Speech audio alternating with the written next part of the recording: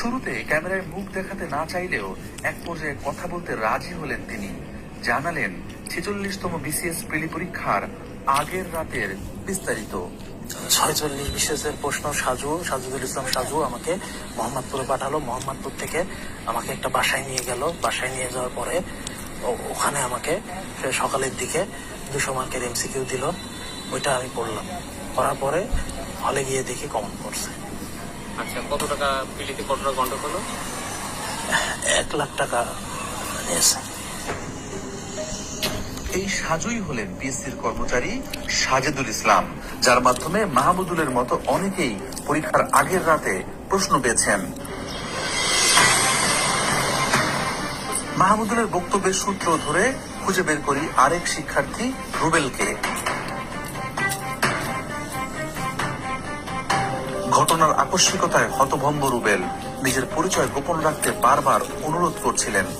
আপনি আমার এলাকার আপনি আমার এলাকার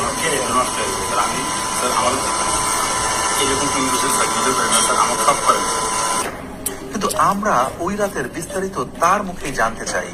মাহমুদুল ভাইয়ের মাধ্যমে ওইখান থেকে আমাকে নিয়ে গেছে আইডিবির সামনে। তো আইডিবি থেকে ওরা আবার গাড়িতে করে মোহাম্মদপুর নিয়ে গেছে।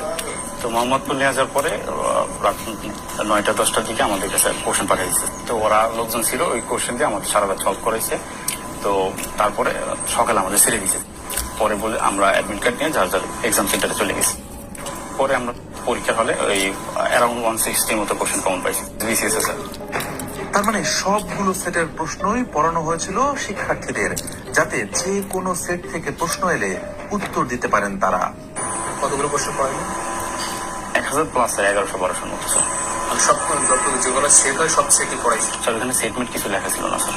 আচ্ছা, কি হাতে লেখা ছিল না? না, প্রিন্ট করাই ছিল, বাট ওইখানেও জাস্ট খালি কোশ্চেন গুলো ছিল, আর কোনো কিছু ছিল না।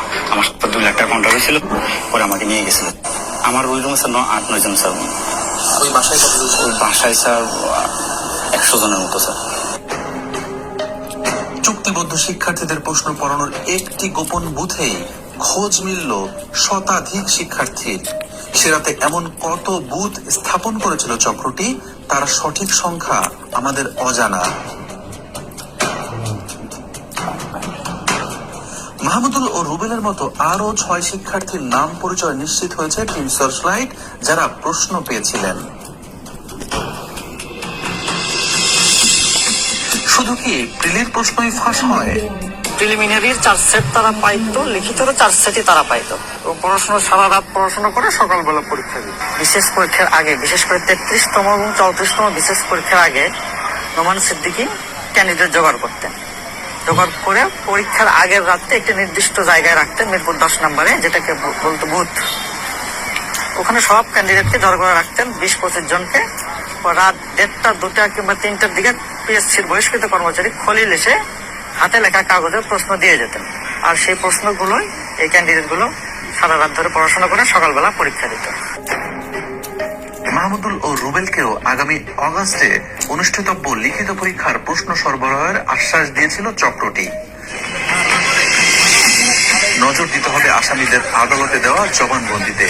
সেখানে 33তম বিসিএস এর প্রিলি এবং রিটেন পরীক্ষায় প্রশ্ন ফাঁসের মাধ্যমে বেশ কয়েকজনকে ক্যাডার বানানোর কথা স্বীকার করেছে চক্রটি।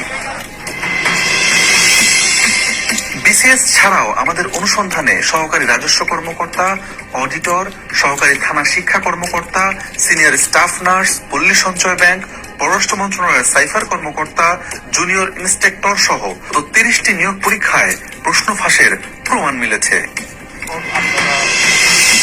বিসিএস সহ বিভিন্ন পরীক্ষার প্রশ্নপত্র ফাঁস নিয়ে পিএসসির চেয়ারম্যানের মুখোমুখি আমরা। প্রশ্ন পরীক্ষার পরে আমরা মিলিয়ে দেখেছি, এটা হুবহু মিলে যায় আপনার প্রশ্নের সাথে।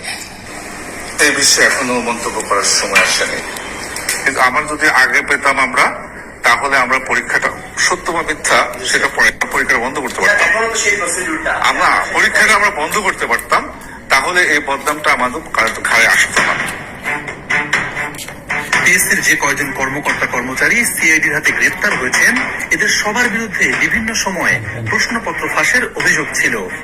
সেই সব অভিযোগের কয়েকটি সত্যতাও খুঁজে পেয়েছিল পিএসসি। হাতে গোনা কয়েকজনের জন্য